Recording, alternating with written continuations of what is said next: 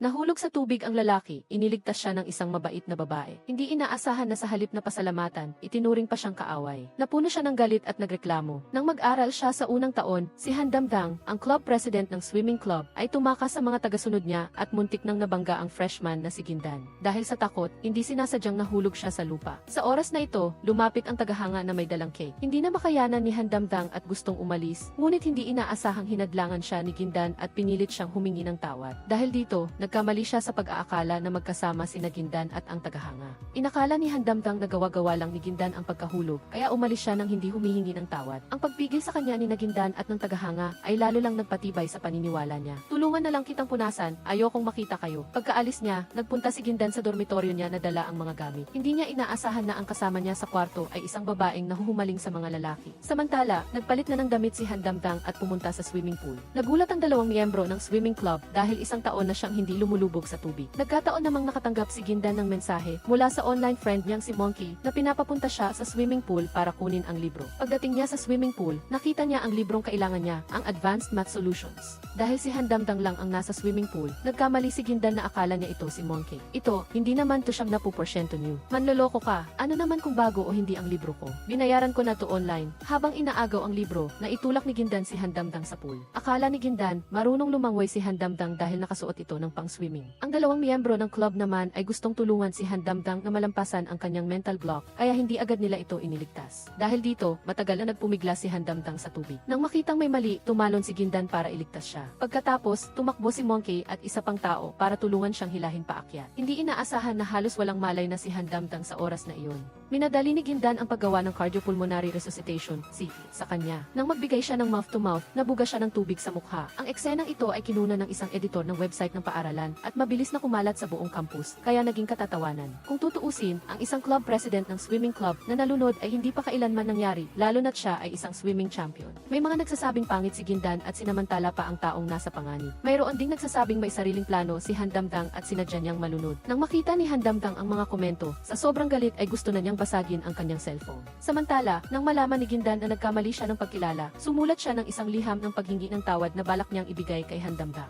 Tawag ni Mifen, ang isa pa niyang kasama sa kwarto, para kumain. Hindi inaasahang pagkaalis ni Gindan, bumalik ang babaeng nahuhumaling sa lalaki at nakita ang liham. Inayos niya ang nilalaman nito. Hindi nagtagal, natanggap ni Gindan ang 70% new na solutions manual mula kay Monkey. Humingi rin siya ng tulong kay Monkey na ibigay ang liham ng paghingi ng tawad kay Handamdang. Nang buksan ni Handamdang ang liham, dalawang salita lang ang nakita niya, "Mabuti sa iyo," kasama ang litrato niyang nalunod. Sa sobrang galit, napangiwi siya. "Ikaw ang nagpabigay ng sulat kay Monkey. Natanggap mo na, nabasa mo na, kaya iyon ang gusto mong iparating." Magaling, masayang masaya si Gindan, walang kamalay-malay sa nangyari. Naikwento niya sa sarili na pinaghihinalaan na siya. Sa club registration day sa paaralan, dahil magaling siyang lumangoy, determinado siyang sumali sa swimming club. Agad siyang napili ni Handamdang bilang bagong miyembro para sa one-on-one na coaching. Nagulat si Monkey, "Lauhan, hindi ba't galit ka sa kanya? Bakit mo siya pinili?" "Dahil galit ako sa kanya, kaya ko siya pinili." Ang bagong miyembro ng swimming club ay agad na pinigilan ng club president para sa Devil training. Sa madaling salita, ang programang ito ay dinisenyo para sa mga elite ng swimming club. Kung hindi niya kayang tiisin, maaari siyang umalis sa club. Ngunit alam ni Gindan na hindi ito pagsasanay. Sadya itong pananakit sa kanya. Para sa credits, kailangan niyang makuha ang full scholarship para sa susunod na semestre. Kaya wala siyang magawa kundi tiisin ang malupit na pagtrato ni Handamdang para makamit ang kanyang layunin. Tingnan natin kung hanggang kailan ka makakatagal, maamong tupa. Hindi nagtagal, bumalik si Gindan sa dormitoryo na pinagpapawisan mula sa pagsasanay para maligo. Sinamantala ni Yutangtang, ang babaeng nahuhumaling sa lalaki, ang pagkakataon para palitan ang shampoo niya. Dahil sa pagiging pabaya ni Gindan, pagkatapos niyang mag-shampoo, naging makulay ang kanyang buhok. Nang tanungin siya ni Gindan at Mifen, mariing tumanggi si Yutangtang. Nagpumilit siyang hindi siya ang gumawa nito, kaya nagalit si Gindan at nagpasya na hindi na niya papangitin ang sarili niya. Kinabukasan, agad siyang nagbisikleta papunta sa isang salon para magpaayos ng buhok. Hindi niya inaasahan na makakasalubong niya si Handamdang sa daan. Hindi sinasadyang nasabit ang earphone cable niya. "Sino yan?" Nang marinig ni Gindan ang boses ni Handamdang, natakot siya, kaya mabilis niyang hinawakan ang tali sa hood ng kausap niya. Inayos ang gusot na earphone at dahan-dahang tinulak ang likod ng kausap niya bago siya tumakas. Hinila ni Handamdang ang hood niya at nakita niya lang ang likod ni Gindan at ang hood na tinanggay ng hangin sa lupa. Nang istrayhen na ni Gindan ang buhok niya at ipinakulay ito ng itim, nagulat si Handamdang sa ganda niya. Samantala, pinuri ng isang miyembro ang kagandahan niya. Ang isa naman naman ay pumuri sa ganda niya. Sa harap ng mga ito, kinutya niya ang kanilang panlasa at pagkatapos ay ipinagpatuloy niya ang devil training kay Gindan. Sa tingin ko, marami ka pang lakas. Siguro, hindi mo na kailangan magpahinga, di ba? Mag-practice ka pa ng isa pang oras. Naisip ni Monkey na sobra na ang hinihingi niya kay Gindan, pero sinabi ni Handamdang na dapat pagbayaran ni Gindan ang kanyang kalokohan. Nang pumunta si Gindan sa swimming club, hindi sinasadyang narinig niya ang pag-usap nila sa opisina. Agad niyang tinanong si Handamdang kung bakit niya ito ginagawa. Dito niya nalaman na ang nilalaman ng liham ng paghingi ng tawad ay pinalitan ng isang mapanuksong liham. Ngunit ayaw pa ring maniwala ni Handamdang sa paliwanag niya. Hindi na ako maniniwala sa iyo. CJ, ano ang dapat kong gawin para makabawi? Simula ngayon, maging personal assistant ko sa loob ng 10 araw. Kaya, si Gindan ay naging isang masipag na katulong na walang reklamo. May isang babaeng humingi ng contact info niya, kaya sinabi niya na makipagkaibigan na lang ito sa assistant niya. Ang intensyon niya ay gusto niyang tulungan si Gindan na harapin ang mga walang kwentang naghahabol sa kanya. Ngunit hindi niya inaasahan na mas walang kwenta pa si Gindan kaysa sa mga iyon. Handamdang, mula nang makita kita sa paaralan, labis na akong naakit sa iyo. Binasa ni Gindan ang love letter ng iba sa harap ng maraming tao. Tinulungan niya ang isang tao na umamin kay Handamdang. Ang intensyon niya ay ilagay sa kahihiyan ang kausap niya, ngunit madali itong nalusutan ni Handamdang. Sa huli, siya ang napahiya. Pasensya na, wala akong interes sa iyo. Ang pagtanggi niya ay nagmukhang si Gindan ang umamin at tinanggihan, kaya sa sobrang hiya ay dali-dali siyang tumakas. Ngunit hindi pa rin tumigil si Handamdang at nagpadala ng mensahe na utos sa kanya na linisin ang ikalawang palapag ng swimming club kinabukasan. Para sa credits, napilitan siyang magtiis. Pagdating niya sa ikalawang palapag, nakita niya ang silid na punong-puno ng kung ano-anong gamit. Nagulat siya at halos lumuwa ang mga mata niya, ngunit mayroong swerte sa gitna ng kapahamakan. Natuklasan niyang mayroong inabandonang rock climbing room sa ikalawang palapag ng swimming club. Bilang di Miss Godwood Village, bagamat hindi pa siya nakakapag-rock climbing, naakyat na niya ang lahat ng bundok sa kanilang village, kaya interesado rin siya sa rock climbing. Pagkatapos niyang maglinis, pagdating niya sa swimming club office, nagulat siya nang makakita ng sirang piraso ng trophy sa sahig. Nakita niya ang sirang trophy at nag-isip kung paano ito ayusin. Hindi inaasahang pumasok si Handamdang at inakala niyang siya ang nakasira.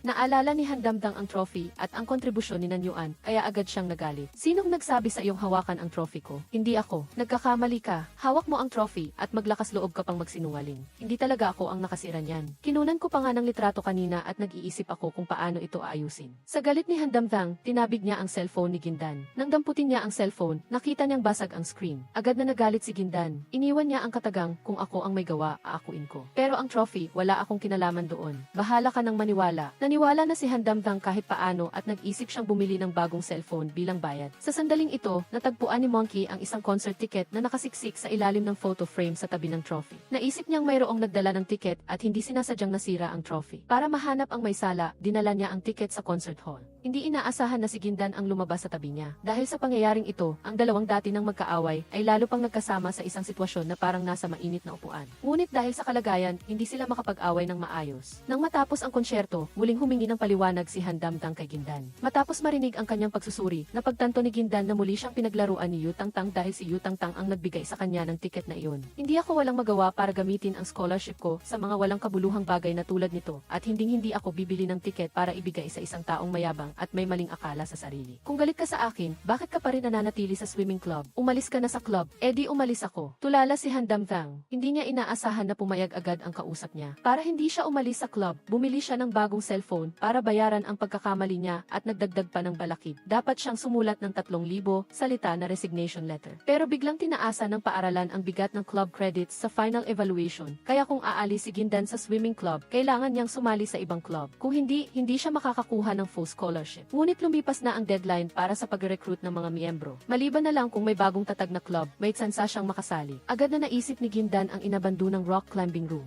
Ngunit sinabi sa kanya ng isang opisyal ng student council na ang dating rock climbing club ay nabuwag na. Ang rock climbing room ay hiningi na ng swimming club bilang storage room. Kung gusto niyang magtatag ng rock climbing club, kailangan niya munang makuha ang pahintulot ng president ng swimming club. Walang magawa si Gindan kundi sundan si Handamdang para humingi ng perma. Bagamat sunod-sunod siyang nabigo, hindi siya sumuko. Sa huli, hindi na nakatiis si Handamdang at nagbigay ng kondisyon. Kung maakyat niya ang tuktok, pipirmahan niya ito. Kaya, nagsimulang mag-ensayo ng husto si Gindan. Matapos ang maraming pawis na dumana, sa wakas ay nakaakyat siya sa tuktok. Tuwang-tuwa siyang tinawag si Handamdang para mag-check. Nagpunta rin ang mga miyembro ng swimming club dahil sa kuryosidad. Hindi inaasahang pagkaakyat niya, bago pa siya magtagal sa tuwa, ay hindi niya sinasadyang nahulog at, sa isang nakakatuwang twist ng kapalaran, ninakaw pa ni Handamdang ang first kiss niya. Dasheng, magsisimula na ang club meeting. Tumakbo ang isang babaeng gusto rin si Handamdang at hinila siya palayo, kaya nawala ang awkwardness sa pagitan nila. Mayroong naakit sa modelo na in-upload ng kanyang roommate na si Mifen sa second-hand website. Nag-set ng meeting ang buyer sa isang pizza shop sa mall. Pagkatapos niyang ibaba ang telepono, napansin ni Mifen na low battery na ang kanyang phone. Naisip ni Gindan na sa library lang naman siya pupunta at hindi niya kailangan ang phone, kaya pinahiram niya ang phone niya. Hindi niya inaasahan na habang papunta sa mall, makakasalubong niya si Yuan Sen, na kapwa niya mahilig sa cosplay. Nag-aalala si Yuan Sen na hindi ligtas si Mifen na mag-isa. Inalok niya na samahan siya sa meeting place. Nang makita ng buyer ang lalaki at babae, inakala niyang magkasintahan sila. Matapos ang transaksyon, nakalimutan ni Mifen ang cellphone niya sa lamesa. Hindi nagtagal, nakatanggap si Handamdang ng tawag mula sa numero ni Gindan. Ang boses na narinig niya sa kabilang linya ay boses ng isang lalaki. "Sino ka? Nakalimutan ng girlfriend mo ang phone niya rito. Maaari mo bang kunin?" Agad na tumakbo si Handamdang. Nang makita ng buyer na hindi siya ang lalaki kanina, naawa siya sa kanya. Sa paraan ng pagtingin nila sa isa't isa, alam mong gusto nila ang isa't isa. Pagkatapos niyang kunin ang phone ni Gindan, napansin ni Handamdang na walang password ang phone niya at kakaunti lang ang contacts. Mifen, 3 bituin ang walang kabuluhang pato. May boyfriend na ba siya? Sino yang walang kabuluhang pato? Sa pagtataka, pinindot ni Handamdang ang i-details. Agad siyang napipi nang makita niya na siya pala ang walang kabuluhang pato. Nagsimula siyang mag-isip na ang 3 bituin ay ang boyfriend ni Gindan. Samantala, may kausap si Gindan sa library. Sa simula ng semestre, pumunta si Handamdang sa library at humiram ng talambuhay ng mathematician na si Hypatia. Naalala niya ang mahirap na problema sa bagong issue ng Math Magazine. Bilang isang honor student, nagpasya si Handamdang na subukang lutasin ito bilang pampalipas oras. Hindi niya inaasahan na pagkatapos niyang maisulat ang problema, may biglang nangyari sa kaibigan niya at kailangan nitong umalis. Sinubukan si Handamdang na sumama sa kaibigan niya para muling bumalik sa library at ipagpatuloy ang paglutas sa problema. Sinabit niya ang problema sa libro at isinuli ito. Nagkataon naman, si Gindan, na isa ring matalinong estudyante, ay humiram din ng libro ni Hypatia. Nang makita niya ang problema na nakasabit sa libro, isinulat niya ang buong solusyon. Nang bumalik si Handamdang sa library, nakita niyang nalutas na ang problema. Lubos siyang nagulat, ngunit naramdaman din niya ang tuwa dahil nakahanap siya ng karapat-dapat na kalaban. Kaya, sumulat siya ng mas mahirap na problema at isinabit sa libro. At muli, nalutas ni Gindan ang problema at nakuha niya ang tamang sagot. Ang laban ng talino sa pagitan ng dalawang honor student ay nagsimula. Sa pamamagitan ng patuloy na pagbibigay at paglutas ng mga problema, nagsimula silang maging curious sa pagkatao ng isa't isa. Ipinakilala ni Gindan kay Handamdang ang isang libro ni Di. Hinanap ni Handamdang ang libro, ngunit hindi niya ito makita, kaya humiram na lang siya. Nagset si Gindan ng meeting sa pito sa isa tapat ng bookshelves. Ngunit nang makarating siya sa library, hindi sila natuloy dahil sa cellphone ni Gindan. Naghintay si Handamdang hanggang sa oras ng pagsara ng library, ngunit hindi pa rin niya nakita ang taong hinahanap niya. Nang aalis na siya, nagbalik naman si Handamdang at nagkasalubong sila. "Nakadate ka?" Naisip ni Gindan na kahit hindi niya nakita ang honor student, dahil nagset sila ng meeting, may tuturing pa rin itong date. Kaya, sumagot siya, "Paano mo nalaman? Gaano na kayo katagal magkakilala?" "Matagal na rin." Sa oras na ito, nagring ang cellphone sa kamay ni Handamdang. Ginang Jendan, lola ni Jendan, tinawag siya at pinakita na 3 bituin ang nasa display. Hindi narinig ni Handamdang ang sinabi niya, kaya lalo siyang nakaramdam ng kirot. "Jendan, miss na miss ka na ni Lola. Miss na miss din kita, Lola." Bago nito, pinili niya ang elective course na Applied Mathematics. Nagbigay ang guro ng group assignment. Kung gusto niyang makakuha ng scholarship, kailangan niyang seryosohin ito dahil ang grade na ito ay mabibilang sa kanyang final grade. Noon, sinabi ng guro sa mga estudyante na isulat sa papel ang pangalan ng taong ayaw nilang makasama sa grupo. Agad na isinulat ni Jendan ang pangalan ni Handamdang at na-drawing pa ng isang type. Nang makita ni Handamdang ang mukha ni Jendan na may paghamak sa unggoy, isinulat din niya agad ang pangalan ni Jendan. Hindi niya inakala na ang guro ay. Sinabi ng guro na dahil gusto nitong sanayin ang mga mag-aaral na magtulungan sa kabila ng hindi pagkakaunawaan, ipinahayag nito ang isang kakaibang paraan ng pagpapangkatang ipare sila sa taong ayaw nilang makasama. Kaya, sina Jendan at Handamdang ay napunta sa iisang grupo ng labag sa kanilang loob. Abalang-abala sila sa pagdadala ng kamera sa kung saan-saan para mag-survey sa mga tao. Pagkatapos ay pinoproseso ang nakuhang datos sa mga estatistika at SAR. Ngunit pagkatapos ng ilang araw ng hirap, sa gabi bago ang deadline ng submission, natuklasan ni Handamdang na may problema sa datos. Nagpadala siya ng mensahe para sabihin kay Jendan na burahin ang datos. Walang kaalam-alam na ang kanyang roommate na si Yutangtang, nang bumalik sa dormitoryo, ay hindi sinasadyang nakita si Jendan at Handamdang na hindi sinasadyang magkayakap. Si Yutangtang na may gusto kay Handamdang ay mas lalo pang nainis kay Jendan. Nang maliligo na si Jendan, natanggap niya ang mensaheng ipinadala ni Handamdang. Kaya, palihim na binura ni Yutangtang ang mensahe. Kinabukasan, sa submission at presentation ng ihi sa entablado, natuklasan ni Handamdang na ang maling datos ay nandyan pa rin. Kahit na nasa isip niya ang lahat ng tamang numero at ang presentasyon ay napakagaling kahit walang draft. Ang marka na ibinigay ng guro ay swilang. Ang isang grupo na walang kakayahang makipagtulungan, gaano man kagaling, ay swilang ang makukuha. Agad na nag-alala si Jayandan dahil ang markang CE na ito ay nangangahulugan na ang buong scholarship ay mawawala. Hindi na ito makakaapekto sa susunod na semestre mo. Nangangahulugan din ito na may posibilidad na kailangan na niyang huminto sa pag-aaral sa susunod na semestre. Ipinaliwanag ni Handamdang na may ilang mali sa draft at kung hindi niya i-off ang AC, hindi pa rin siya makakakuha ng markang T. Sinabi niya na nagpadala na siya ng mensahe sa kanya kagabi. Agad na nagulat si Jayandan. Kinuha niya ang kanyang telepono, nagtataka kung bakit hindi niya natanggap ang mensahe. Sa kabutihang palad, hindi nagtagal ay nakita ni Jayandan ang liwanag sa dulo ng lagusan. Ang pinakapinagkakatiwalaang profesional na magasin sa bansa, ang Journal of Mathematical Mysteries, ay magsasagawa ng quarterly essay submission activity sa mga universidad. Hinihiling sa mga mag-aaral na may mga sanaysay na na-publish sa journal, ay makakakuha ng bonus points sa katapusan ng semestre. Nang malaman ito, tuwang-tuwa si Jayandan at halos tumalon sa saya. Nang makita ni Handamdang na gustong subukan ito ni Jayandan, nag-abot siya ng tulong at ibinigay sa kanya ang kanyang sariling buod ng mga kasanayan sa pagsulat ng sanaysay. Sinabi niya na ginamit niya ang mga pamamaraang ito, aya't nailathala ang 3 artikulo niya sa mga mahahalagang magasin. Ang buod ay napaka-praktikal at dapat gamitin sa anumang sanaysay na nabasa ko. Hindi pa nakasulat si Jayandan ng sanaysay, ngunit sa bawat hakbang na paggabay ni Handamdang, napakabilis na umunlad ang kanyang pagsusulat. Samantala, habang tinutulungan ni Handamdang si Jayandan, natuklasan niya ang isang treatise sa arithmetika mula kay Hade na inilathala ng Postal Society noong 2002 na ipinakilala sa kanya ng library ng mathematics. Dahil sa patuloy na pag-ingay ng telepono ni Jayandan, sinagot niya ito. Bigla siyang nakakita ng contact na nakasave na may 3 bituin, na lola pala ni Jayandan. "Hello, lola ako ni Jayandan." Pinigilan ni Handamdang ang sarili at halos matawa. Sa sandaling iyon, bumalik si Jayandan at tinanong kung sino ang lalaking iyon at kung bago niya itong boyfriend. Galit na pinataya ni Jayandan ang telepono at tinanong si Handamdang, "Bakit mo sinagot ang telepono ko? Ang telepono mo ay patuloy na tumutunog, nakakaabala sa pag-aaral ng iba," sagot ni Handamdang. "Pwede mo naman itong i-off," sabi ni Jayandan. Pagkatapos nito, ang sanaysay ni Jayandan ay tinanggap ng magasin. Para ipakita ang pasasalamat niya kay Handamdang, inanyayahan niya itong kumain sa Nanshan Restaurant. Sinabi rin niya na ito ay isang key feast of Overlord, na ang table 6 ay isang libreng pagkain na napanalunan sa raffle ng restaurant at hindi na niya kailangang magbayad. Kaya, ang pagkain nila ngayon ay libre talaga. Ngunit hindi niya inaasahan na nang malaman ni Handamdang na hindi kasama sa libreng menu ang mga alcoholic beverages, sinadya niyang umorder ng pinakamahal na champag sa restaurant na ikinabigla ni Jayandan. Dali-dali niyang pinigilan ang kamay ng waiter. Siya ay galing sa rural na lugar at isang lola lang ang kasama niya sa bahay. Ang kanyang pag-aaral sa universidad ay nakadepende lamang sa full scholarship ng paaralan, kasama na ang tuition fee. Ang halaga para sa mga libro at pang-araw-araw na gastos ay libre lahat. Kung hindi dahil sa malaking tulong sa kanya ni Handamdang, at kung hindi siya nanalo ng libreng pagkain, hindi niya talaga kayang imbitahan si Handamdang sa ganitong uri ng restaurant. Nais sana ni Jayandan na kumbinsihin siyang magpalit na lang ng beer. Ngunit sinamantala ni Handamdang ang sandaling hindi siya nakatingin at binuksan ang champag.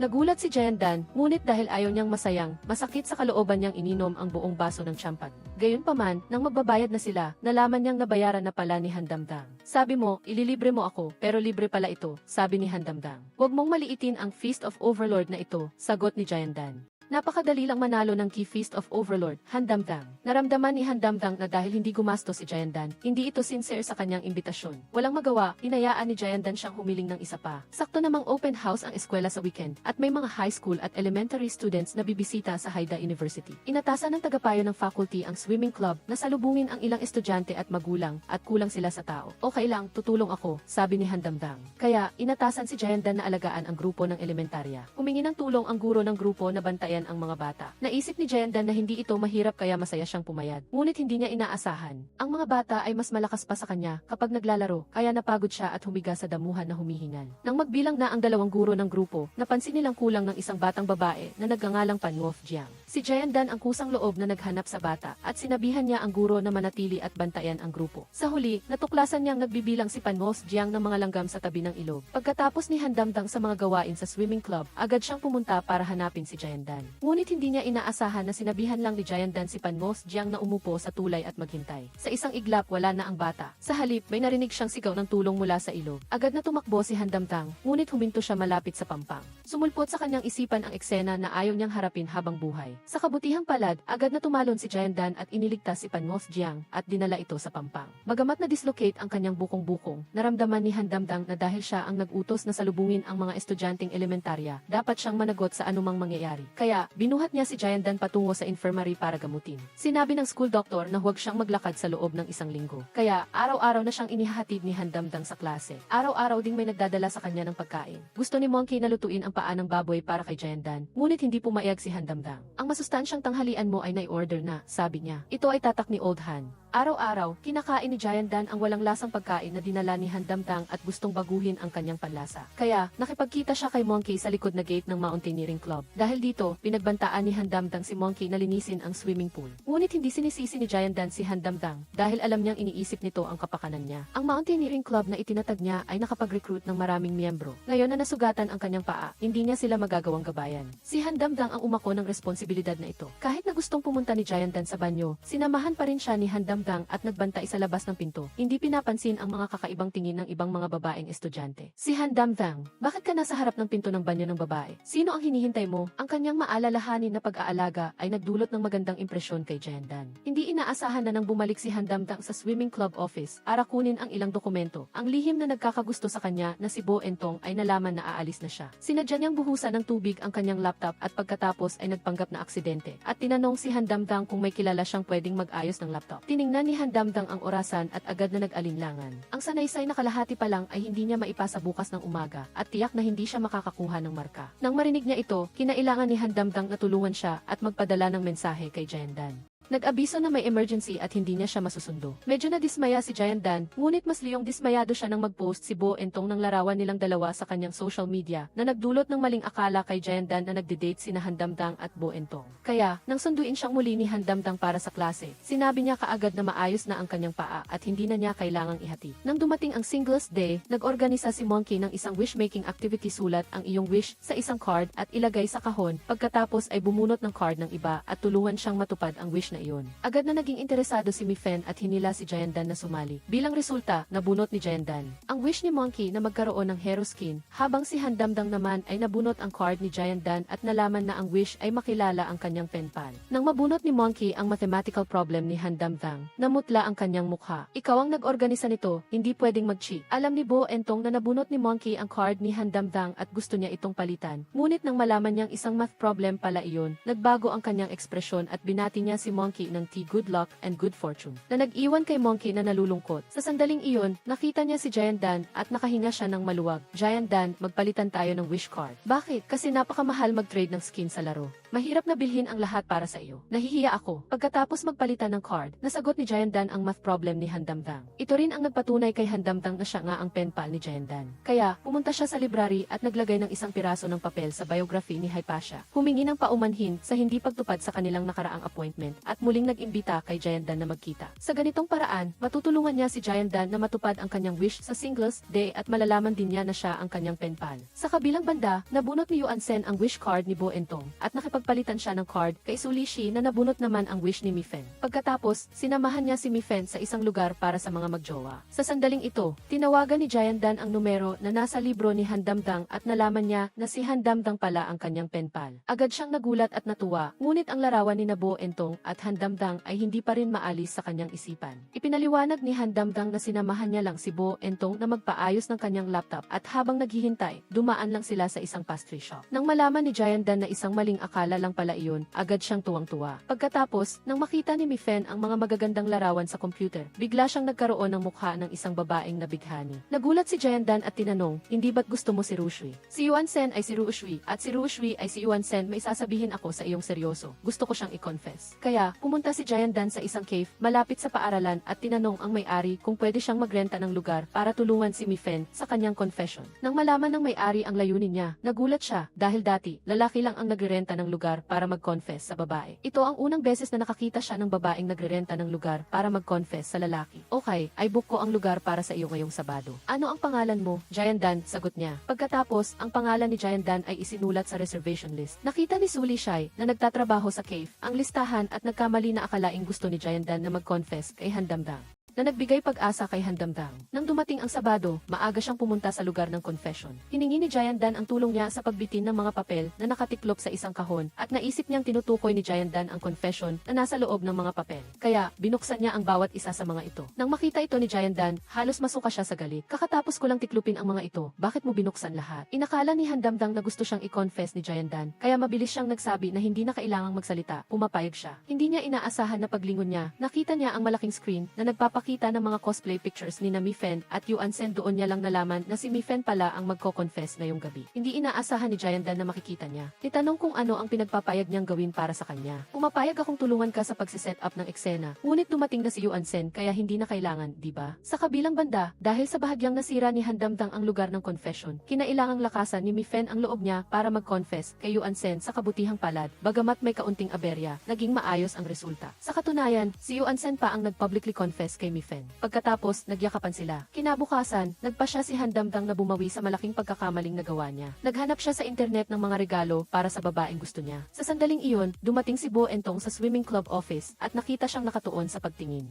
Sa sandaling nakita niya ang screen, lumapit siya at palihim na nagmasid. May problema ba? Malapit na ang bagong taon. Naalala mo ba ang ating tradisyonal na party? Pwede bang magsama ako ng ilang tao sa taong ito? Nang marinig ito, agad na naintindihan ni Bo Entong na ang totoong gustong imbitahan ni Handamdang ay si Jayandan. Nahulaan din niyang may gusto na siya kay Jayandan at gusto siyang bigyan ng regalo. Kaya, pinuntahan niya si Jayandan at inimbita siyang dumalo sa New Year's party. Nagsinungaling din siya na isang taon na ang nakakaraan, muntik nang malunod si Handamdang at siya ang sumagip dito. Pagkatapos siyang mailigtas, nagkaroon siya ng matinding trauma at tumanggi na siyang sumali sa anumang kompetisyon at hindi na siya pumapasok sa swimming pool. Kaya, umaasa si Bo Entong na bilang psychology major, matutulungan ni Jayandan si Handamdang na malampasan ito. Ibinigay din niya kay Jayandan ang video compilation ng mga nakaraang panalo ni Handamdang na in-edit niya mismo. Ngunit ang hindi alam ni Jayandan ay ang tunay na nagligtas kay Handamdang ay si Nanyan at sa kasamaang palad, si Nanyan ay namatay pagkatapos niyang iligtas si Handamdang. Sinubukan ni Handamdang na lumangoy muli, ngunit dahil sa trauma, hindi niya magawang lumangoy sa huling bahagi. Nagkolapse siya, inalis ang kanyang swimming goggles at itinapon ito sa sahig. Nagulat si Jayandan sa kanyang nakita at nagpa siyang tanggapin ang kahilingan ni Bo Entong na tulungan si Handamdang sa kanyang trauma. Pagkatapos nito, si Jayandan at Mi.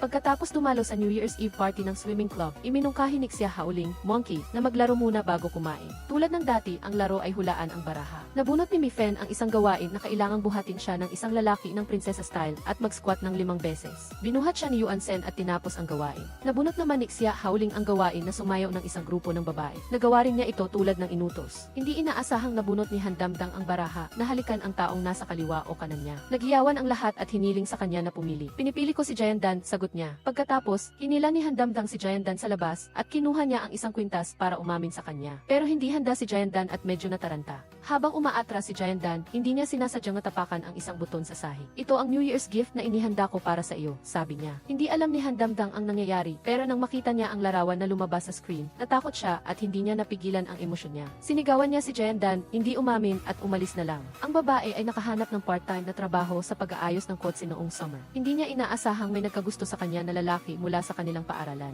Nang malaman ito, labis siyang nag-alala. Kaya, binayaran niya ang staff sa repair shop para takutin si Jayandan. Naubusan ako ng shampoo. Pwede bang manghiram muna ako sa iyo? Ibalik ko agad pagkatapos. Nga pala, may 2 bagong empleyado na darating sa dorm ngayong gabi. Kulang kami sa space. Baka kailangan nating mag-share ng kwarto. Napatulala si Jayandan sa narinig niya. Mayroon na nga siyang masikip na storage room. At ang masama pa, karamihan sa mga mekaniko ay lalaki. Parang pinipilit siyang mag-resign at humanap ng ibang lugar. Hindi niya inaasahan na sinasadya ito ni Handamdang. Nang bumisita ang lola ni Jayandan sa Haidae para bisitahin ang apo niya, nagkataon na nakasalubong niya si Handamdang at nalaman niyang may chronic heart failure ang lola niya. Hindi gustong mag-alala si Jayandan, kaya pinakiusapan niya si Handamdang na panatilihin itong sikreto. Pumayag naman si Handamdang at sinabihan ang lola ni Jayandan na uminom ng gamot sa tamang oras. Kahit galit pa rin si Jayandan kay Handamdang, hindi niya ito ipinakita sa harap ng lola niya hanggang sa natapos ang summer vacation. Nang umuwi si Jayandan, dumating ang isang delivery man na may dalang box ng gamot sa heart failure. Inamin ng lola niya ang sakit niya at sinabi rin na pinagtatakpan siya ni Handamdang. Sa tagal ng panahon, tumutulong si Handamdang sa pagbili ng gamot. Dahil sa pasasalamat, hindi na pinansin ni Jayandan ang nangyari noong New Year's Eve. Pumunta siya sa ospital para magtanong at nalaman niyang hindi maganda ang kondisyon ng lola niya at kailangan nitong ma-admit agad sa ospital para sa paggamot. Kung hindi, lalo itong lalala. Kaya, nagpaalam si Jayandan sa lola niya at sinabing may social activity sila sa school. Bumalik siya sa syudad at nakahanap ng part-time na trabaho sa pagdidistribute ng flyers para kumita ng pambili ng gamot para sa lola niya. Ang naging resulta, ang roommate ni Handamdang, si Suli Shai. Si Sulishi ay tumutulong sa kanyang amo sa pagde-deliver ng mga gamit nang makita niya si Jayandan. Hey, Jayandan, bakit ka nandito? Hindi ba umuwi ka na? Tanong niya. Nag-work ako part-time, sagot niya. Bigla niyang napansin na hindi mag-start ang sasakyan ng kanyang amo. Dahil sa karanasan ni Jayandan sa pag-aayos ng makina, ginamit niya ang backup power supply para pansamantalang maayos ang problema sa pag-start. Sumama rin siya kay Sulishi para hindi ito masiraan ulit. Pagdating nila sa repair shop, nakita ni Jayandan ang recruitment poster ng shop na may libreng accommodation. Na-curious agad siya. Nakita ni Sulishi na puro lalaki ang nasa shop at naisip niyang baka hindi ligtas para kay Jayandan, kaya pinigilan niya itong pumasok. Pero biglang sumingit si Gyuentong, sabi ni Jayandan. Dapat suportahan natin siya. Alam ni Sulishi na may gusto si Handamdang kay Jayandan. Nang makita niyang hindi niya mapipigilan si Jayandan na tanggapin ang trabaho, nagsinungaling siya at sinabing mayroon siyang gagawin bukas. Iniling niya kay Handamdang na kunin ang sasakyan sa repair shop. Kaya, nalaman ni Handamdang na doon nagtatrabaho si Jayandan. Hindi bagay sa iyo ang trabahong ito. Kung kailangan mo ng pera, pwede akong tumulong, sabi niya. Pero diretsong tinanggihan ni Jayandan ang kabutihan niya. Nang malaman ito ni Sulishi, pinaalalahanan niya si Handamdang. Sabi niya, nang umalis ang nakababatang kapatid na babae ni Handamdang para mag-aral sa ibang bansa, walang tao sa bahay. Sinabihan niya si Handamdang na maghanap ng taong maglilinis ng regular. Nga pala, hindi muna siya babalik doon.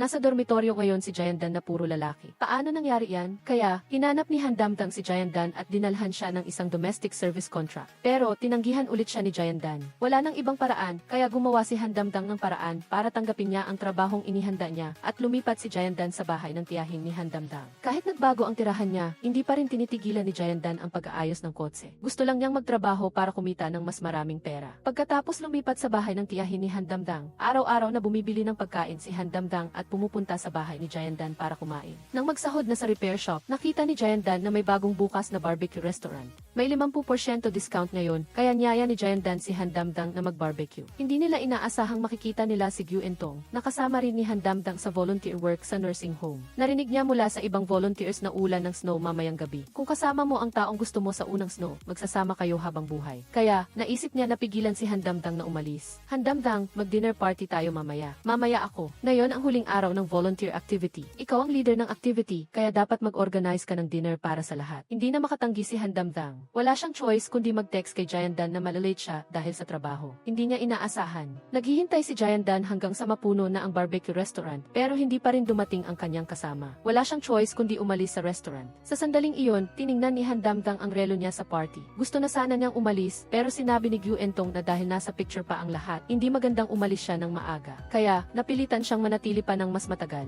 Nang bumagsak ang gabi, naglalakad si Jayandan sa daan nang makita niyang bumabagsak ang snow. Biglang gumaan ang pakiramdam niya at hindi niya namamalaya na inabot niya ang kanyang kamay para hawakan ang lamig ng snow. Biglang lumitaw si Handamdang sa harap niya at lalong sumaya ang pakiramdam niya. Matagal mo na akong hinihintay, di ba? Syempre naman, wala nang available na upuan sa barbecue restaurant. Pagdating sa bahay ng tiyahin niya, uminom sila ng kaunting alak. Habang nag-uusap, binanggit ni Handamdang ang matalik niyang kaibigan na si Nanyuan. Magkasama silang lumaki simula pa noong bata. Noong nakaraang taon, nag-scuba diving si Handamdang kahit delikado at malakas ang alon. Sumama si Nanyuan at Gyuentong kahit delikado. Pero, hindi nila alam kung bakit biglang naubos ang air supply ni Nanyuan at nagkaroon ng problema ang life jacket niya. Nang makita ito ni Handamdang, lumangwi siya palapit kay Nanyuan para ibigay ang kanyang air tank. Pero natuklasan niya na. Nagkaproblema rin ang air tank niya. Pareho silang kinapos sa oxygen at nasa bingit sila ng kamatayan. Sa sandaling iyon, lumangwi si Gyuentong para abutin sila at ibinigay ang kanyang backup air tank kay Handamdang. Hinila niya si Handamdang para makaahon sa ibabaw ng tubig, kaya wala siyang magawa kundi panoorin ang katawan ni Nanyuan na lumubog hanggang sa mawala ito ng tuluyan.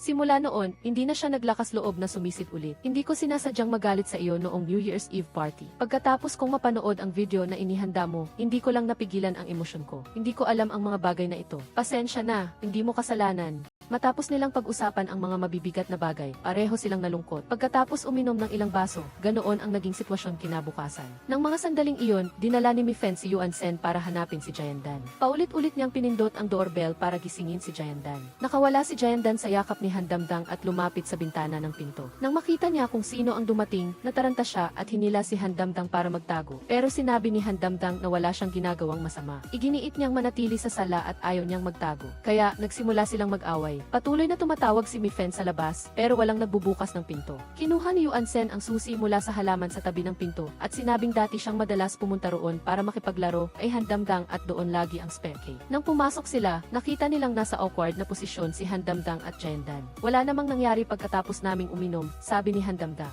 Anong nangyari sa iyo kagabi, Han Damdang? Kung ano ang nakita ninyo, yon na yon. Huwag kayong magsalita ng kung ano-ano. Nakita ni Gu Entong sa social media ni Mi-Fen ang litrato nila habang kumakain. Base sa background, nalaman niyang sa bahay iyon ni Jiang Zaishan na tiyahin ni Han Damdang. Agad niyang sinabi sa kanyang driver na bumalik sa repair shop para hanapin si Jayandan. Kumusta ang pagtira mo rito? Tanong niya. Diretsyong sinabi ni Jayandan na lumipat na siya at ngayon ay naninirahan sa bahay ng tiyahin ni Han Damdang na nagpatunay sa hinala ni Gu Entong. Pero, binanggit din ni Jayandan ang kamatayan ni Nan Yuan at gusto niyang malaman mula kay Gu Entong kung bakit siya niloko nito. Ang nangyari kay Nan Yuan ay nag-iwan talaga ng malaking trauma sa akin, sabi ni Gu Entong, kaya hindi niya binabanggit ang tungkol kay Nan Yuan. Pero hindi niya inaasahan na hanggang ngayon, hindi pa rin matanggap ni Han Damdang ang pagkamatay ni Nan Yuan. Ang lohikal na paliwanag ni Gu Entong ay nagpahirap kay Jayandan na magduda sa kanya. Gayunpaman, nag-alala si Gu Entong na dahil naninirahan si Jayandan sa bahay ni Jiang Zaishan. Madalas silang magkakasama ni Han Damdang, kaya mawawalan siya ng pagkakataon. Kaya, nakipag-ugnayan siya sa president ng Jingsung Volunteer Association at bilang representative ng Haidai Volunteer Association, pumayag siyang sumali sa event na in-organize nila. Napilitan si Han Damdang bilang presidente ng Haidai Volunteer Association na magpaalam kay Jayandan. Diretsa niyang sinabi na hindi siya makakapunta sa susunod na mahigit 10 araw. Pero, bago siya umalis, tinawagan ni Han Damdang si Xia Haoling at ginamit ang game skin na gusto nito bilang kapalit para alagaan si Jayandan habang wala siya. Ang resulta, nang puntahan ni Xia Haoling si Jayandan.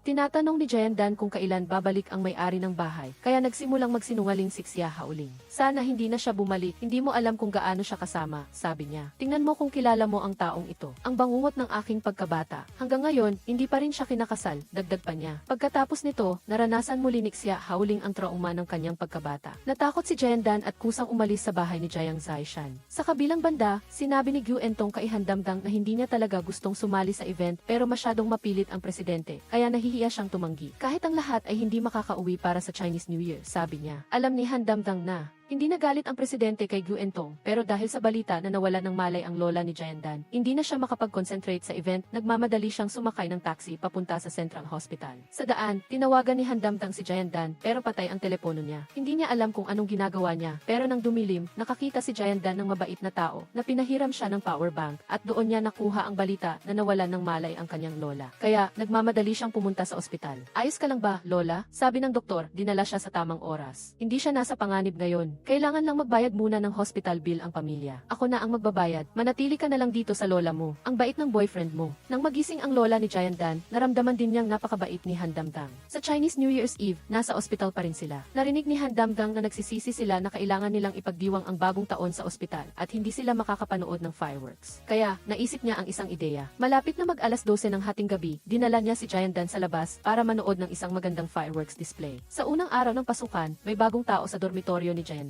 Nagkataon na ang taong ito ay si Jiang Zaishan, isang second-year fashion design student na kagagaling lang sa ibang bansa. Kailangan ko pang mag-register. Alagaan mo ang mga bagahe ko, sabi niya. Hindi niya inaasahan na makikita niya si Jayandan na nakatira rin doon. Ang pinaka nakakahiya sa kanya, nasa banyo si Jayandan at nalilimutan niyang magdala ng tuwalya. Bakit ang bagal mo? Nasa likod ng upuan ang tuwalya. Sa sobrang hiya, kinuha niya ang tuwalya at tahimik na inabot kay Jayandan. Nakahinga siya nang maluwag nang marinig niya ang tunog ng pagsara ng pinto. Akala ni Jayandan si Mi-Fen siya, kaya nagsimula siyang magkwento tungkol sa lola niya. Sinabi niyang sinabihan siya ng lola niya na maging mabait kay Han Damdang pagbalik niya sa eskwelahan. Pero, wala naman siyang alam na kulang kay Han Damdang, kaya hindi niya alam kung paano siya magiging mabait sa kanya. Sino ang nagsabi na wala akong kulang? Bulong ni Han Damdang at tahimik na umalis. Pagkatapos nito, nakatanggap si Jayandan ng notification mula sa Student Council. Isang linggo mula ngayon, magsisimula na ang club evaluation. Bilang bagong club president, sinubukan ni Jayandan na kausapin si Han Damdang tungkol sa evaluation criteria, pero palagi siyang iniiwasan ni Han Damdang. Nang hindi na siya makaiwas, sinabi niya na ang ranggo ng evaluation ay nakakaapekto sa pondo ng club. Ang mga club na may mababang ranggo ay hindi makakatanggap ng pondo, at kung matagal na silang nasa huli, pwede silang ipasara. Ano ang itinuturing na low-rated club? Tanong niya. Ang mga bagong bukas, hindi pa nananalo ng anumang awards, at may mga miyembro na walang espesyal na kakayahan. Hindi ba yon ang mountaineering club namin? Sa sandaling iyon, nawala ng pag-asa si Jayandan. Habang nalulungkot si Giant Dan dahil sa malabo na kinabukasan ng Mountaineering Club, biglang may pag-asa na dumating. Biglang nag-apply si Jiang Zaishan, ang tiyahin ni Han Damdang, na maging miyembro ng club. Nang makita ni Giant Dan ang mahabang listahan ng mga accomplishments sa resume ni Jiang Zaishan, napatalon siya sa tuwa. Pero hindi niya inaasahan na mapapansin ni Jiang Zaishan na luma na ang mga gamit ng club at malapit ng masira. Nagbago ang isip niya, kinuha ang kanyang resume at umalis. Pagdating sa dormitoryo, nakita ni Giant Dan na ang taong iyon ang bago niyang roommate. Nagulat siya, pero nakaramdam din siya ng swerte. Nagmamadali siyang nagmakaawa kay Jiang Zaishan na sumali sa club. Sinabi niya na kung sasali siya, tataas ang ranggo ng club at magkakaroon sila ng sapat na pondo. Ang problema sa luma na kagamitan ay madaling maresolba. Pero, hindi inaasahang hinamon ni Jiang Zaishan si Giant Dan sa isang kompetisyon pagkatapos ng 3 araw. Kung mananalo si Giant Dan, sasali siya sa kabilang panig. Nagtatrabaho si Su Li Shai bilang part-time sa isang coffee shop. Isang babae ang sumulat ng love letter at pinakiusapan si Gu Entong na ibigay ito kay Senior Su Li Shai. Agad na pumayag si Gu Entong, pero pagkaalis ng babae, balak na niya itong itapon sa basurahan. Ang plastic mo pa rin, sabi ni Jiang Zaishan. Matagal na tayong hindi nagkikita. Walang magandang pakiramdam si Jiang Zaishan para kay Gu Entong. Kahit nang imbitahan siya ni Gu Entong na sumali sa swimming club, tinawag niya siyang Green Tea Beach at sinabing, ang lasa ng tsaa sa swimming club ay masyadong mapait. Bakit ka pumunta sa club ng swimming? Wala kaming tiya dito. 3 araw ang lumipas, sa laban nila ni Jiang Zaishan, mula sa pagiging nahuhuli, unti-unting naging tabla si Giant Dan at sa tingin niya ay mananalo siya. Hindi niya inaasahang mangyayari ang isang aksidente. Nadulas si Giant Dan sa isang bahagi ng dingding. Si Han Damdang ay nasa isang meeting ng mga oras na iyon. Nang marinig niya na nasaktan si Giant Dan, umalis siya sa meeting room at tumakbo papunta sa climbing cafe. Ngunit hindi sinamantala ni Jiang Zaishan ang pagkakataon para manalo. Nanatili siyang nakatayo, naghintay hanggang makabalik si Giant Dan sa kanyang orihinal na posisyon bago magpatuloy sa pag-akyat. Sa huli, idineklara silang tabla. Walang nanalo sa laban na ito. Hindi kita tinalo kahit matalo pa ako. Sasali na rin ako sa club. Tumakbo si Han Damdang at nakita niyang nagdurugo ang tuhod ni Giant Dan. Nang walang salita, binuhat niya ito. Nanlaki ang mga mata ni Nami Fen at Monkey habang pinapanood nila. Sa infirmary, habang pinapanood niya si Han Damdang na maingat na nililinisan ang kanyang sugat, may kakaibang emosyon na biglang bumulwak sa puso ni Giant Dan. Hindi niya namamalayan, tiningnan niya ang mga mata, ilong at labi nito. Halatang kinilig siya. Marunong ka bang maglagay ng gamot? Hayaan mo na lang akong gawin ito. Tinutulungan na nga kitang maglagay ng gamot tapos ang suplada mo pa. Hindi ba't sinabi ng lola mo na kailangan mo akong tratuhin ng maayos? Ikaw ba ang nagbigay sa akin ng tuwalya? Pagkatapos ng ilang sandali, ipinagdiwang ni Jiang Zaishan ang kanyang unang kaarawan mula nang sumali sa climbing club. Bumili ang mga miyembro ng birthday cake para ipagdiwang ang kanyang kaarawan. Si Han Damdang, dahil sa sobrang tuwa, uminom ng ilang baso at natumba. Paglabas, ginaya niya ang traffic police. Mabilis na itinuro ni Giant Dan ang daan at sinabing may nagmamaneho. Pagkatapos, masunurin si Han Damdang na pumunta sa gilid ng kalsada. Mayroon siyang nakitang pusa. Hinawakan niya ito at tinanong si Giant Dan, alam mo ba kung anong pakiramdam ang hawakan ang pusa? Hindi inaasahan, nang akmang ilalahad ni Giant Dan ang kanyang kamay para maramdaman, biglang hinawakan ni Han Damdang ang kamay nito, inilagay ito sa kanyang ulo para haplusin ang kanyang buhok. Kinaumagahan, nagising ang lalaki pagkatapos ng kanyang pagkalasing at naaalala ang nangyari kagabi. Agad siyang nag-alala at dali-daling hinanap ang taong nasa puso niya para kumpirmahin. Ikaw ba ang naghatid sa akin sa dormitory kagabi? Wala naman akong ginawang masama, di ba? Di ba kakaiba? So pumayag ka na, pwede ka pa bang tumanggi? Nang marinig iyon, sobrang natuwa si Han Damdang. Agad siyang naging isang maalab na lalaki, ginagawa ang mga bagay na dapat gawin ng isang mabuting boyfriend. Ngunit sa katunayan, hindi iisa ang pinag-uusapan nilang dalawa. Nangyari pala, nang ihatid ni Giant Dan si Han Damdang kagabi, nakita niya ang namumulang mukha nito at naisip niyang napaka-cute nito. Hindi niya napigilan ang sarili at kinurot niya ito ng ilang beses, na naging dahilan para biglang magmulat ang lalaki at lumapit sa kanya para tanungin kung ano ang sinabi niya. Naging mas malapit sila, halos maghalikan na sila. Sa sandaling iyon, biglang lumihis ng direksyon ang driver. Sa kabilang dako, nang ihatid ni Monkey si Jiang Zaishan, na lasing, pabalik sa dormitory, narinig niya ang kanyang sariling larawan na nakasuot ng damit. Nakita ng babae na tinatago siya ng kalaban sa kanyang closet. Sa climbing club, biglang lumukso ang puso niya sa tuwa. Naisip niyang hindi na siya aabusuhin pa. Ngunit hindi inaasahan, kinabukasan, aksidenteng nakuha niya si Han Damdang ng orange soda. Tinanong ni Han Damdang si Giant Dan kung may ginawa ba siyang espesyal. Naalala ni Giant Dan ang paghawak ni Han Damdang sa kamay niya para haplusin ang buhok nito. Kaya tinanong niya, may karapatan ba akong tumanggi? Nagkamali si Han Damdang sa pag-intindi sa tanong na iyon. Akala niya ay pumayag siyang maging girlfriend niya. Agad siyang nagboluntaryong magbuhat ng kanyang bag at niyaya siyang mag-lunch na nagpabingi kay Giant Dan. Di ba't kaaya-aya? Hindi niya maintindihan kung bakit ganoon na lang siya ka-enthusiastic. Habang papunta sila sa kantin, si Han Damdang ay parang isang magnanakaw.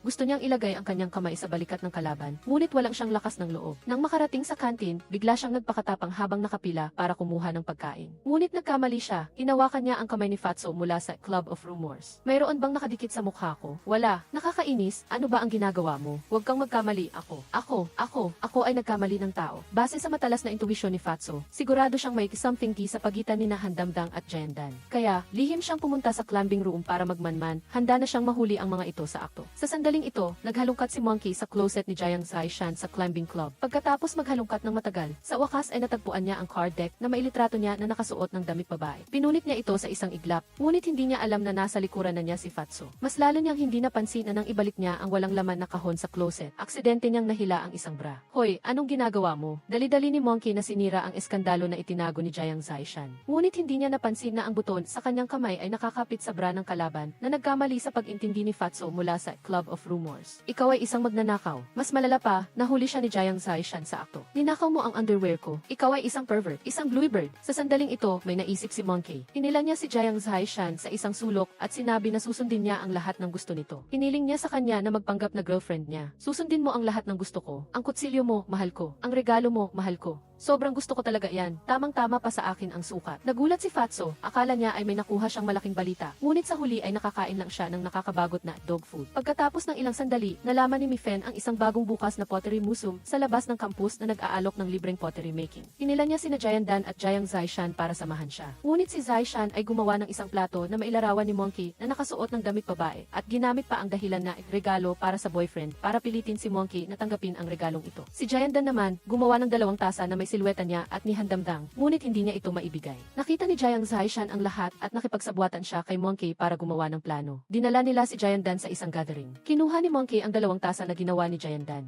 Humiling kay Handamdang na ibalik ang mga ito kay Jayandan, sinabing mayroon siyang mahalagang gagamitin ngayong gabi. Nagpanting ang tainga ni Handamdang sa galit at dali-dali niyang kinuha ang mga tasa at tumakbo papunta sa gathering place. Sinabi ni Monkey na ibigay ko sa iyo ang mga ito, napaka-desperada mo ba na maghanap ng boyfriend? Pati regalo, handa na? Nalinlang lang ako ni Jiang Zaishan, nagkamali ka sa pag-intindi sa akin. Nagulat si Handamdang sa kakaibang reaksyon niya. Binuksan niya ang kahon at nakita ang mga drawing sa tasa. Sa sandaling iyon, naunawaan niya na regalo ito para sa kanya. Sa kabilang dako, sobrang naiinis si Jayandan at lumalakad ng mas mabilis. Aksidente siyang nadulas at nabagok at nabahira ng putik ang kanyang damit. Sa sandaling ito, inabol siya ni Handamdang. Ano ka ba sa akin? Karapatan kong gawin ang gusto ko. Wala ka na roon. Girlfriend kita. Nang marinig ito, agad na natulala si Jayandan. Sa sandaling iyon, hinubad ni Handamdang ang kanyang jacket. Itinali ito sa bewang niya at inabot ang kanyang kamay para hawakan niya ito. Huwag kang matumba ulit. Kaya, natural na silang naglakad na magkasama at sa katunayan, naglakad pa sila na magkahawak ang kamay sa harap ng mga miyembro ng swimming club. Sila na, totoo na ang pretty couple na iyan. Sobra na ang tamis, nasusuka na ako. Pagkatapos ng ilang sandali, nalaman ni Jayandan na ang almusal na ibinigay niya kay Handamdang ay itinapon ni Guentong sa basurahan. Hinanap niya ito at kinwestiyon siya tungkol sa New Year video. Alam mong mawawalan siya ng kontrol kapag nakita niya ang video, pero ibinigay mo pa rin sa akin para pilitin siyang magbago. Kung hindi sinasadya, ano pa? Nang marinig ni Jayandan na sasabihin niya ito kay Handamdang, agad na nagdrama si Guentong na parang depressed at muntik ng malunod. Sinabi niya kay Handamdang na higit isang taon na siyang umiinom ng antidepressant, na nagpangyari kay Handamdang na isipin na ang pagkawala ni Nanyuan ay nagdulot din ng matinding trauma kay Guentong. Nagpanggap si Guentong na may depression at inalala ang pagligtas sa kanya ni Handamdang na nagdulot kay Handamdang na magmadali sa tuwing maririnig niya na may nangyari sa kanya. Nagpanggap naman siya na mahina at kahabag-habag para manatili ang kalaban sa tabi niya at alagaan siya, na naging dahilan kung bakit hindi makahintay si Jayandan sa kanya sa tuwing nagde-date sila. May biglaan akong gagawin, hindi ako makakapunta sa library. Sige, Damfeng,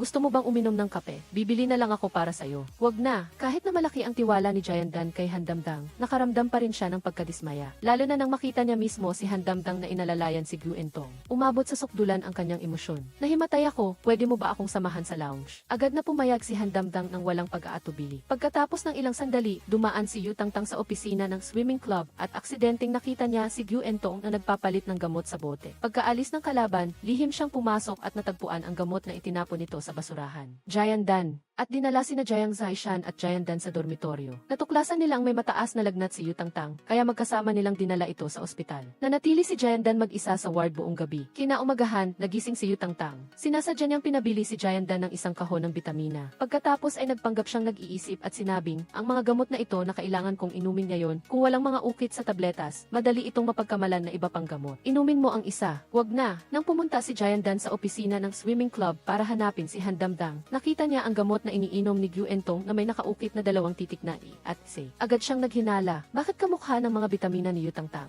Kay Yu Tangtang, ngunit dahil sa kanyang pagiging simple, hindi niya naisip na nagpapanggap si Gu Entong na may sakit. Sa halip, naisip niya na nagkamali lang siya ng tingin. Mabuti na lang at hindi siya tulad ni Jiang Zaishan. Nang marinig niyang kamukha ng bitamina ang gamot na iniinom ni Gu Entong, nagpasya siyang tawagan at makipagkita kay Gu Entong para tingnan kung totoo ba ang gamot niya. Nang dumating ang kalaban sa lugar ng pagpupulong at nag-usap sila ng sandali, hiniling ni Jiang Zaishan na tingnan kung tapos na ang kape. Pagkatapos, nahanap niya ang bote ng gamot sa bag ng kalaban at natuklasan niya na ang gamot na antidepressant ay bitamina pala. Kaya, lihim na nakipag-ugnayan si Jiang Dan kay Handamdang. Naghahanda na siyang ilantad ang mapagkunwaring mukha ni Gu Entong sa pagdating niya. Ngunit hindi inaasahan, ang waiter na nagdala ng kape ay aksidenteng nadumihan ang bag ni Gu Entong. Sorry, nadumihan ko ang bag mo. Okay lang, may mga napkin sa bar, hayaan mo akong tulungan kang linisin ito. Pagkatapos, dinala ng waiter ang bag pabalik sa counter at ibinigay kay Su Lishai. Nang dumating si Handamdang, handa na sina Jiang Zaishan at Jiang Dan na harapin si Gu Entong. Ngunit natuklasan nila na ang tableta sa bote ay antidepressant. Nangyari pala, narinig ni Su Lishai ang usapan ni Jiang Dan at ng iba pa sa campus. Lihim siyang umiibig kay Gu Entong, kaya inutusan niya ang waiter na kunin ang bag at palitan ang gamot sa bote. Ngunit pagkatapos, sinabi niya rin kay Gu Entong na magboluntaryong umamin para makuha ang pagpapatawad ni Handamdang. Sa kabilang banda, tinanong ni Jiang Dan si Handamdang kung naniniwala ba siya sa kanya. Matapat niyang sinabi na nakita nila ni Jiang Zaishan na ang bote ay naglalaman ng mga bitamina. Ipinahayag ni Handamdang ang kanyang tiwala sa kanya at pagkatapos ay nakipag-ugnayan siya sa ama ni Gu Entong para pag-usapan ang kalagayan ng kanyang karamdaman. Pagkatapos ng ilang sandali, nakatanggap si Gu Entong ng tawag mula sa kanyang ama na nagsasabing mag-leave muna siya sa eskwela. Sinabi ko na sa mga guro mo ang tungkol sa iyong depression. Mag-leave ka muna, hindi ako makakalayo sa kanya ngayon. Paano naman ang sakit ko? Sa totoo lang, hindi ako may sakit. Narinig ng grupo ni Jiang Dan si Jiang Zaishan na sinabi kay Handamdang na ang nagwagi ng award sa short film ay si Gu Entong. Nagdulot ito kay Jiang Dan na maging malinaw kay Handamdang ang tunay na pagkatao ng kalaban.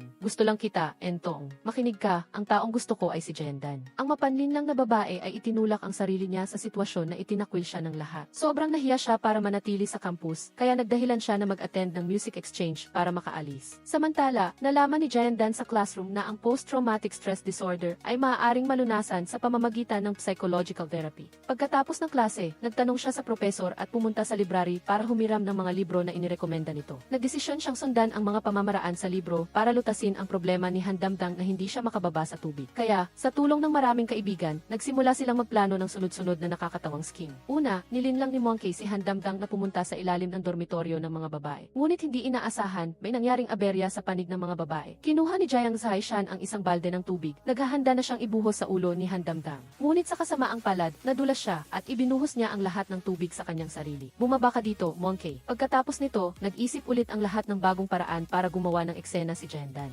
Inanyayahan si Handamdang sa isang plaza na may fountain. Dahil ang fountain ay nagsisimula ng alas 12 ng tanghali araw-araw, kinailangan ni Jiang Dan na gamitin ang beauty trap para mapanatili siya sa gitna ng fountain. Ngunit hindi inaasahan, kahit na nagtagumpay ang plano, wala naman itong epekto. Hindi lang ako makalangoy sa dagat, hindi ibig sabihin na hindi ako pwedeng maligo. Sa kawalan ng pag-asa, nagpatuloy sila sa plano. Nagpanggap si Monkey na isang beauty trap at naghintay ng tamang pagkakataon para magbigay ng tulong. Ang resulta, tumirik ang mga mata ni Handamdang. Niyaya ni Jiang Dan na maligo sila sa hot spring. Lumapit si Handamdang sa pool, ngunit bigla siyang natakot. Sa sandaling ito, mabilis na nag-isip si Jiang Dan. Naisip niyang ihulog ang kwintas na regalo niya sa kanya sa tubig. Sinabi ni Su Lishai na ang tubig ay nagpapaikot-ikot, kaya kailangan niya itong hanapin kaagad. Nakita ni Handamdang na sobrang nag-aalala si Jiang Dan na muntik na siyang masprain, at sa sandaling iyon, nahulog siya sa bitag at tumalon sa tubig. Huwag kang mag-alala, hahanapin ko iyan para sa'yo. Pagkatapos makita ni Handamdang ang kwintas, masayang niyakap siya ni Jiang Dan. Sabay-sabay ding nagpalakpakan ang lahat. Pagkatapos, niyaya ulit ni Jiang Dan na sumali siya sa breath holding challenge. Kung mapapalo niya ang 4 na minuto at 3 segundo na record, makakakuha siya ng isang malaking libreng lobster. Ang record ni Handamdang ay 4 na minuto at 20 segundo, kaya madali siyang nanalo ng isang libreng kain. Pumili ka ng isa, hayaan mo ako, pipili ako ng isang malaking-malaki. Hindi inaasahan, habang pumipili si Monkey, aksidente siyang naipit ng alimango sa kanyang hinlalaki. Sumigaw siya sa sakit at humingi ng tulong. Isang salita lang ang sinabi ni Jiang Zaishan na nagpatigil sa kanya sa pagsigaw, gusto kita. Kunin mo na lang, huwag ka nang magsalita ng kung ano-ano. ano. Mas nakakatakot pa kaysa sa alimango. Pagkatapos kumain ng libreng pagkain, ginamit ni Giant Dan ang isang voice recorder para i-record ang psychological therapy session ni Han Damdam. Sa tingin niya ay may kakayahan siyang tulungan siyang malampasan ang kanyang psychological barrier. Sa sandaling ito, inimbitahan siya ni Han Damdam na bisitahin ang mga magulang ni Nan Yuan. Natuklasan nilang nag-iimpake sila para lumipat sa ibang bansa. Nalaman nila na mayroong tao na sa pamamagitan ng delivery guy,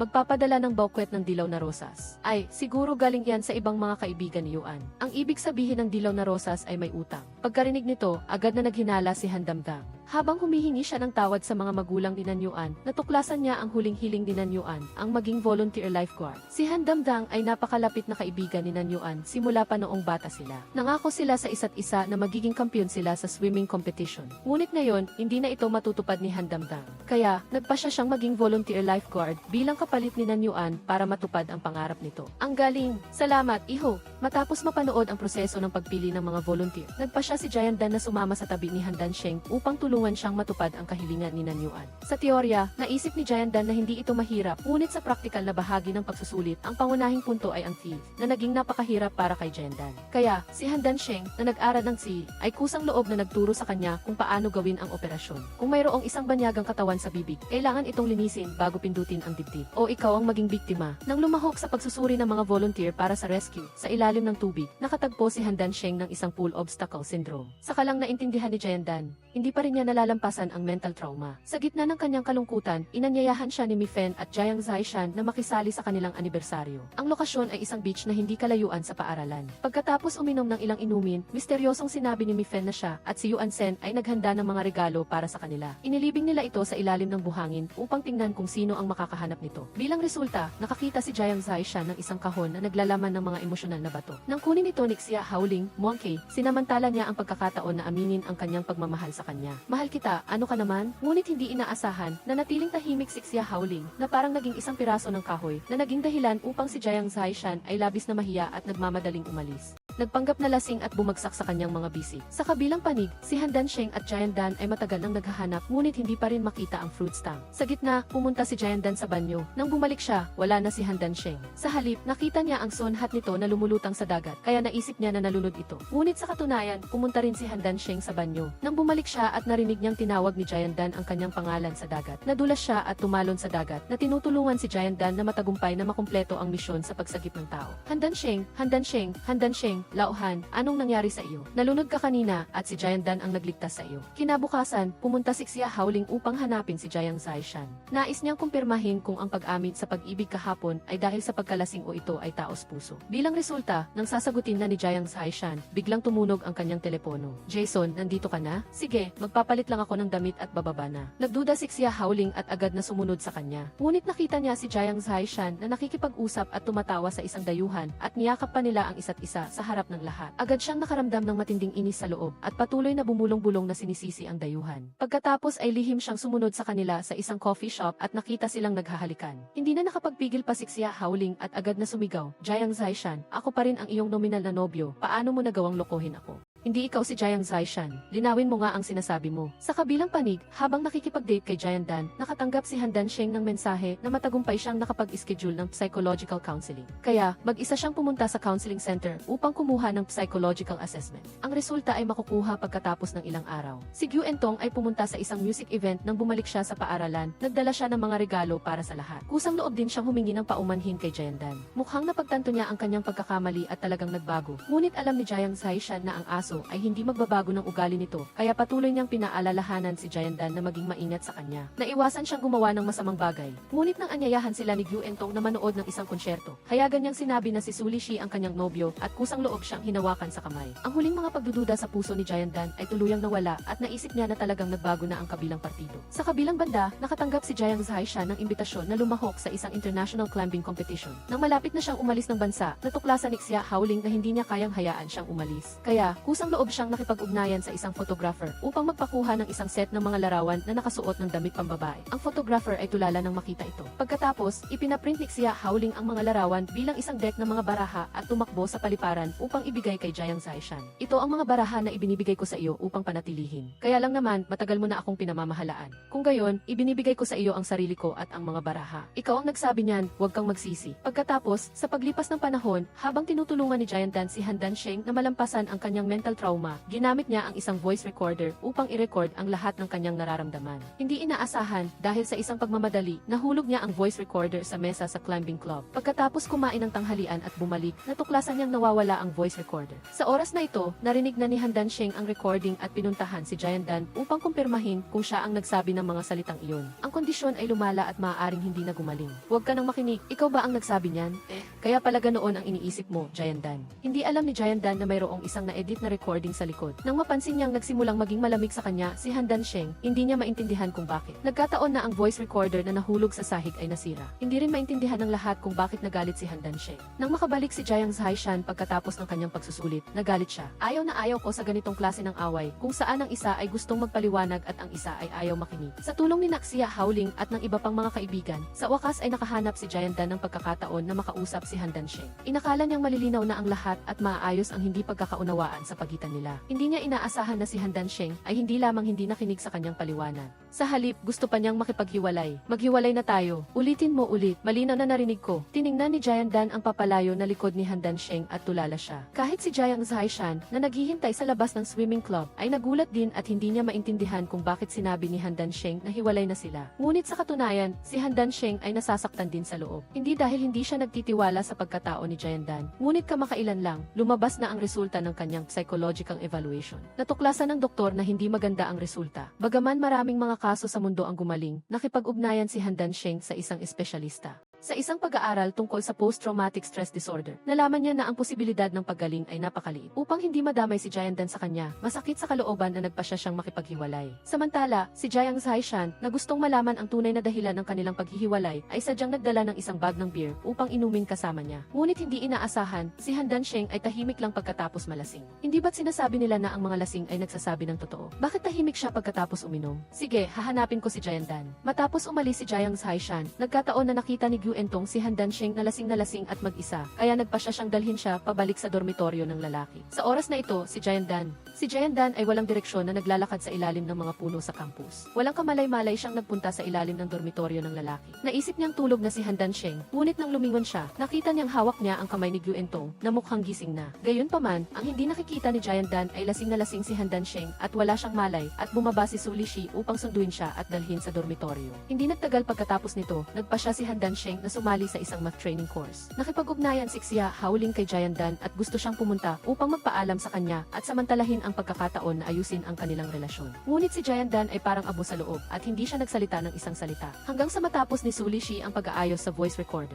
Pinapasabi niya sa kanya na pumunta kaagad sa coffee shop. Nang marinig ni Jiang Dan ang na-edit na recording, naintindihan niya ang tunay na dahilan ng kanilang paghihiwalay. Sa kabutihang palad, mayroon pa siyang orihinal na kopya ng recording sa kanyang computer. Matapos marinig ni Han Dansheng ang orihinal na recording, alam niyang mali siya sa paghatol kay Jiang Dan. Nalaman ni Jiang Dan na ang kabilang partido ay nagsumikap ng husto upang matulungan siyang makatakas mula sa kanyang mental trauma, ngunit wala pa rin siyang intensyon na makipagbalikan sa kanya. Kahit na na-edit ang recording, ano ngayon, hindi pa rin magagamot ang sakit ko. Hindi nakatanggap ng tugon si Jiang Dan at nalaman niyang hindi maabot ang telepono ng kabilang partido. Lubos siyang nag-alala at dali-daling humingi ng tulong kay Su Lishi upang itanong kay Han Dansheng. Nagtanong kung natanggap ni Han Dansheng ang kanyang email. Ngunit si Han Dansheng ay tumugon lamang ng malamig na may isang tea, na agad na nagpaluha kay Jiang Dan. Nang bumalik si Jiang Zaishan sa dormitoryo, nakita niya si Jiang Dan na nakahiga sa kama na walang lakas, kaya agad siyang nakipag-ugnayan kay Han Dansheng. Nagpapanggap na maisakit si Jiang Dan at ayaw kumain. At tinanong siya kung gusto niyang kausapin si Jiang Dan. Ngunit hindi inaasahan, nagkunwari si Han Dansheng na walang pakialam. Pagkatapos niyang ibaba ang telepono, nakipag-ugnayan siya sa Nanshan Restaurant kung saan kumain sila ng libreng pagkain noon upang mag-order ng congee at ipadala kay Jiang Dan. Nanalo ka ng isang libreng serving ng congee mula sa restaurant.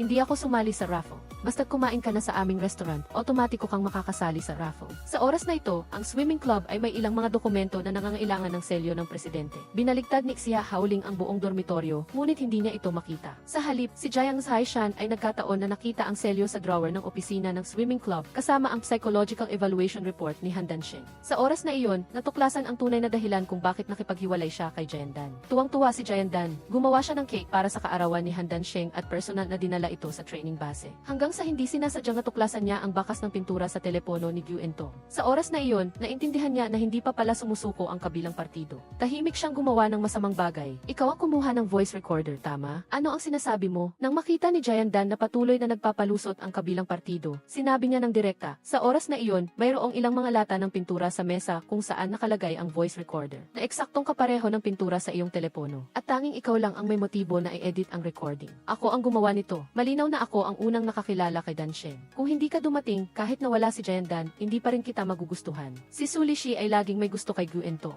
Nang marinig niya ang kanilang pag-uusap, sa wakas ay nalaman niya na ginagamit lang siya ni Gu Entong at nagpapanggap na malapit sa kanya. Iyon ay upang isipin ng lahat na hindi na niya gusto si Han Dansheng. Kaya, nawalan siya ng pag-asa at nagpa siya na pumunta sa kabundukan upang magturo bilang isang volunteer. Ang tatlong kaibigan niyang kasama sa silid ay nakaramdam ng bigat sa kanilang mga puso nang makita ang mensahe na ipinadala niya sa grupo. Si Gu Entong, na nasa grupo rin, ay biglang naalala ang bawat sandali ng kanilang nakaraan. Sa oras na ito, naintindihan niya na si Su Lixi ay mayroon ng puwang sa kanyang puso nang hindi niya namamalayan. Ang mga bagay na ginawa niya kina Han Dansheng at Jiandan ay dahil lamang sa pagkainggit na bumulag sa kanya at gumawa siya ng pagkakamali at mas marami pang pagkakamali. Kaya, upang hindi na siya magkamali pa, sinabi ni Gu Entong ang katotohanan tungkol sa pagkamatay ni Nan Yuan. Nang umupa siya ng gas cylinder sa taong iyon, nangyari na abala ang may-ari. Hindi nakapagtiis si Gu Entong na maghintay, kaya pinili niya ang tatlong gas cylinder mismo. Dahil ang sign na under repair ay natakpan ng damit ng isang maninisib, hindi niya napansin na ang dalawang huling cylinder na kinuha niya ay sira. Pinanatili kong lihim ang sikreto na ito at makasarili kong hinila ka upang panagutan ito sa akin. Sorry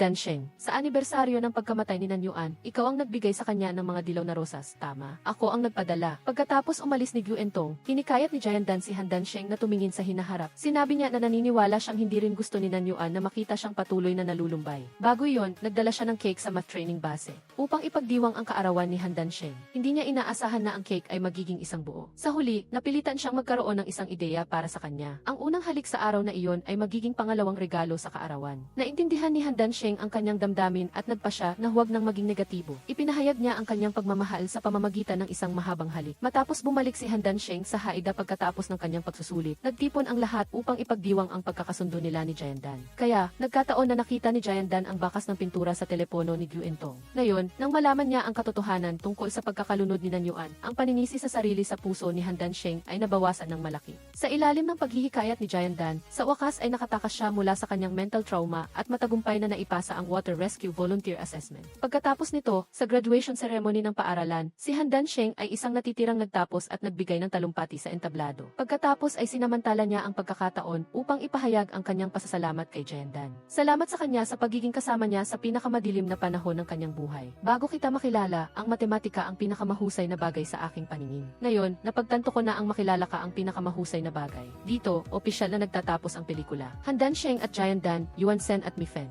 Gayon din sina Xia Haoling at Jiang Zaishan ay nakahanap na ng sarili nilang kaligayahan. Dito nagtatapos ang pelikula. Salamat sa inyong panonood at suporta. Hanggang sa susunod na video, paalam!